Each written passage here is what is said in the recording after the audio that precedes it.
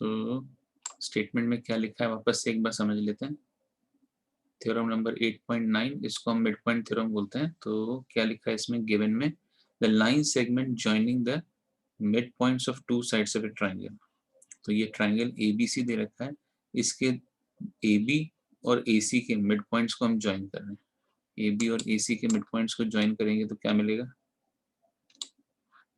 A B और ए सी के mid points हैं ई और एफ, इन दोनों को ज्वाइन किया तो हमें प्रूव करना है कि ये ई एफ जो है बी सी के पैरेलल है। लिखा हुआ है कि is parallel to the third side, E F parallel हो जाएगी थर्ड साइड यानी बी सी के, एंड हाफ ऑफ इट, ये प्रूव करना। तो मिड पॉइंट थ्योरम बोलते हैं इसको। तो दिया हुआ है in triangle A B C, E is a mid point of A B, E A B का मिड पॉइंट है, और F is a mid point of A C, F किसका मिड पॉइंट है, ए सी का। हमको क्या prove करना है, E F is parallel to B C, E F जो है बी सी के पैरेलल है। और क्या प्रूव करना है, E F is half of B C, ये प्रूव करना है। तो चलो कंस्ट्रक्शन करेंगे। तो कंस्ट्रक्शन में क्या लिखा है कि from point C, C point से हमें क्या करना है, एक लाइन बनानी है। कैसी लाइन बनानी है, पैरेलल, किसके पैरेलल बनानी है, बी ए के पैरेलल। तो from point C draw a line parallel to B A intersecting E F, intersecting E F produced in point T. E F को प्रोड्यूस करो और सी, यहाँ से जो लाइन बना रहे हैं सी से, वो बी ए के पैरेलल बनाओ। तो यहाँ से जो लाइन बनाएंगे जो बी ए के पैरेलल होगी वो ई एफ प्रोड्यूस को डी पे मिलेगी, इस लाइन को, ये लाइन डी पे मिलेगी। ठीक है, तो हमने लिखा from point C draw a line parallel to B A, C point से एक पैरेलल लाइन बनाएंगे बी ए के जो इंटरसेक्ट कर रही है ई एफ प्रोड्यूस को डी पर। अब हम क्या करेंगे, इन दो ट्राइंगल्स को कॉन्ग्रुएंट प्रूव करेंगे। कैसे, तो चलो देखते हैं। इन ट्राइंगल ए ई एफ, ए ई एफ ये वाला ट्राइंगल, और दूसरा ट्राइंगल लेंगे हम सी डी एफ, इन दोनों को कॉन्ग्रुएंट प्रूव करेंगे। सबसे पहले लिखेंगे angle 1 is equal to angle 2। देखो ये दोनों पैरेलल लाइन है और ये ई डी ट्रांसवर्सल या ए सी ट्रांसवर्सल है। ए बी और सी डी ये पैरेलल लाइन है, और एंगल 1 और एंगल 2 बराबर क्यों है, क्योंकि ये ऑल्टरनेट इंटीरियर एंगल है। फिर हमने लिखा A F is equal to F C. क्यों भाई ए एफ पर एफ सी क्यों है, क्योंकि हमको दे रखा है कि F is a mid point of A C, A F और एफ सी बराबर है, गिवन में है।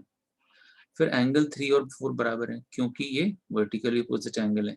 तो दोनों ट्राइंगल क्या हो गए, कॉन्ग्रुएंट। कॉन्ग्रुएंट किससे हो गए, एंगल साइड एंगल से दोनों ट्राइंगल कॉन्ग्रुएंट हो गए।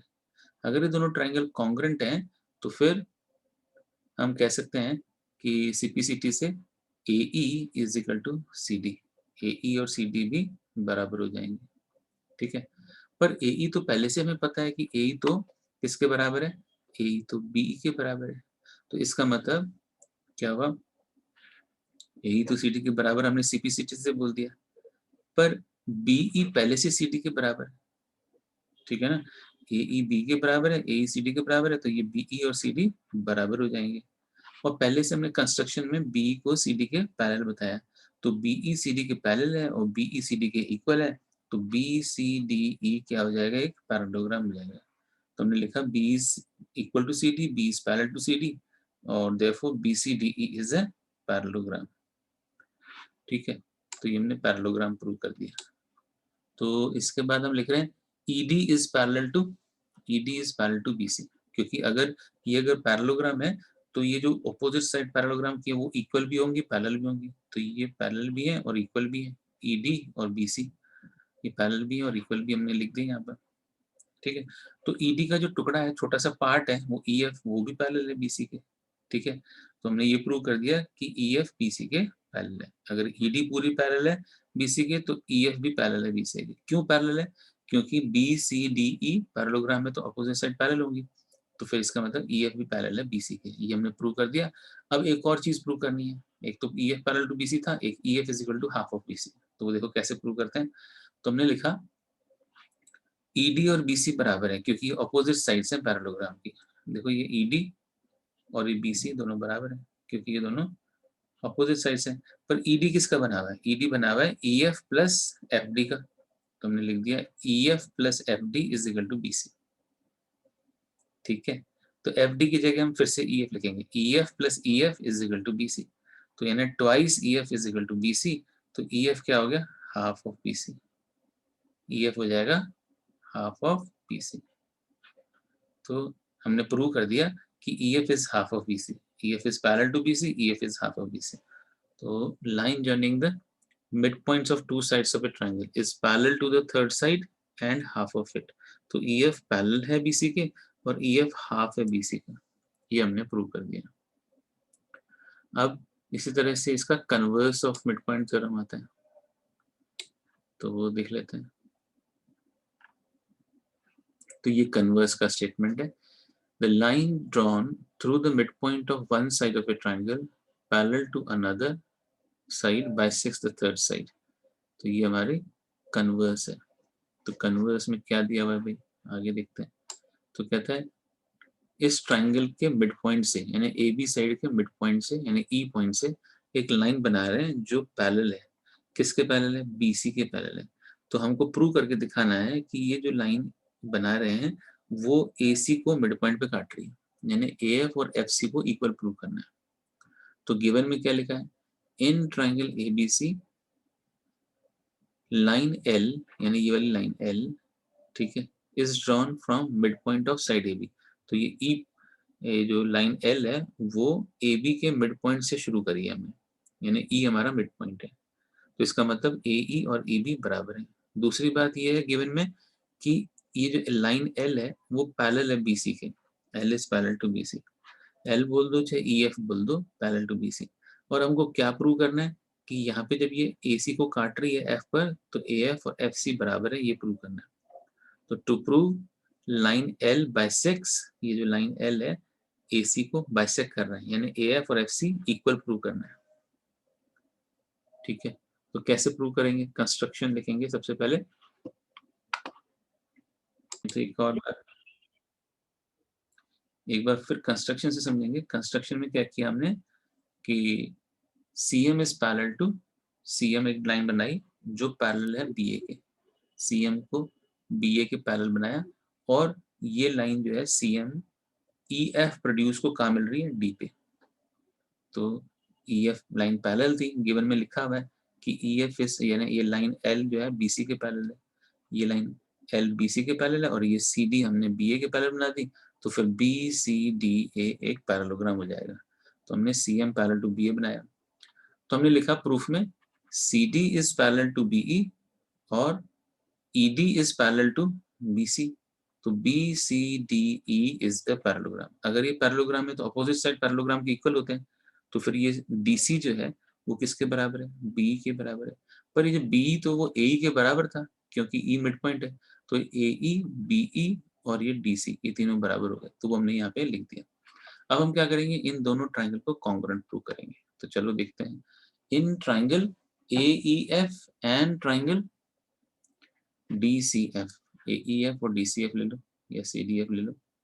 ठीक है, तो क्या क्या इक्वल है बताओ? एंगल 1 और एंगल 2 बराबर है. कौन कौन से एंगल? ये वाला और ये. क्यों? क्योंकि ये दोनों लाइन पैरेलल है और ये ट्रांसवर्सल है, तो एंगल 1 एंगल 2 बराबर हो जाएंगे, अल्टरनेट इंटीरियर एंगल. और 3 और 4 बराबर क्यों है? 3 और 4 बराबर इसलिए कि ये वर्टिकली अपोजिट एंगल है. और तीसरी चीज AF और FC बराबर है, क्योंकि तीसरी चीज क्या लेंगे? नहीं, AF और FC नहीं, DC is equal to AE लिख देंगे. अभी हमने प्रूव किया था कि DC is equal to AE, ऊपर प्रूव किया था ना, DC और AE इक्वल है. तो फिर ये तीन चीजें इक्वल हो गई तो ट्राइंगल कॉन्ग्रुएंट हो गए बाय AAS. दो एंगल और एक साइड से ट्राइंगल क्या हो जाएंगे? कॉन्ग्रुएंट हो जाएंगे. कॉन्ग्रुएंट हो गए तो अब हम क्या लिखेंगे? अगर ये कॉन्ग्रुएंट है तो फिर करस्पॉन्डिंग पार्ट इक्वल हो जाएंगे. कौन से करस्पॉन्डिंग पार्ट इक्वल है? कि ये जो AF और FC इक्वल हो जाएंगे. तो देखो हमने लिखा है ट्राइंगल कॉन्ग्रुएंट और बाय AAS, तो AF is equal to CF. क्यों? By CPCT, corresponding parts of congruent triangles. हमने लिख दिया corresponding parts of congruent triangle, CPCT. तो इससे क्या प्रूव हुआ कि E मिड पॉइंट है. किसका mid, sorry F mid point है. किसका मिड पॉइंट है? F मिड पॉइंट है AC का. ठीक है, क्योंकि हमने AF और FC को कॉन्ग्रुएंट प्रूव करके ट्राइंगल को हमने बोला कि AF और FC बराबर है क्योंकि corresponding parts of congruent triangle, जिससे क्या हो गया? F is mid point of AC. यही हमें प्रूव करना था कि AF और FC बराबर है. तो ये प्रूव कर दिया हमने. कोई doubt?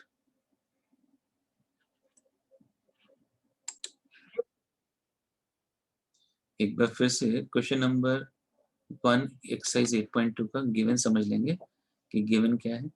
ABCD is the quadrilateral in which PQRS are the midpoints of the side AB, BC, CD and DA। तो क्या बताया कि कोई भी क्वाड्रिलेटरल दिया हो ABCD, उसमें AB का मिड पॉइंट P ले लिया, BC का मिड पॉइंट Q ले लिया, CD का मिड पॉइंट R और AD का मिड पॉइंट S। और अगर हम PQRS को ज्वाइन करेंगे तो प्रूव करके दिखाओ कि PQRS क्या है, पैरेललोग्राम है। तो कैसे शो करें? सबसे पहला एक और चीज बतानी है कि SR is parallel to AC। ये भी प्रूव करके दिखाना है कि SR AC के पैरेलल है और SR AC का हाफ है। दूसरा प्रूव करना है कि PQ is equal to SR, यानी ये PQ और SR पैरेलल इक्वल है। और प्रूव करना है PQRS इज ए पैरेललोग्राम। ये तीन चीजें प्रूव करनी है। तो चलो देखते हैं। तो सबसे पहले हम क्या लिखेंगे प्रूफ में कि एक ट्राइंगल ले रहे हैं ADC। In triangle ADC S is the mid point of AD। S तो AD का मिड पॉइंट है, तो हमने लिख दिया। फिर R is the mid point of DC। R किसका मिड पॉइंट है? DC का। तो इसका मतलब line joining the mid point of two side of a triangle. Triangle की दो साइड है AD और DC, उनके मिड पॉइंट को ज्वाइन करेंगे तो ये लाइन जो है वो किसके पैरेलल हो जाएगी? AC के। और ये लाइन जो है half of AC, mid point theorem से। Line joining the mid point of two sides of a triangle is parallel to the third side and half of it. इसका मतलब है SR is parallel to AC and SR is equal to half of AC। ये हमने mid point theorem से लिखा। Sir समझ नहीं आ रहा, एक बार फिर से समझा दो। हाँ,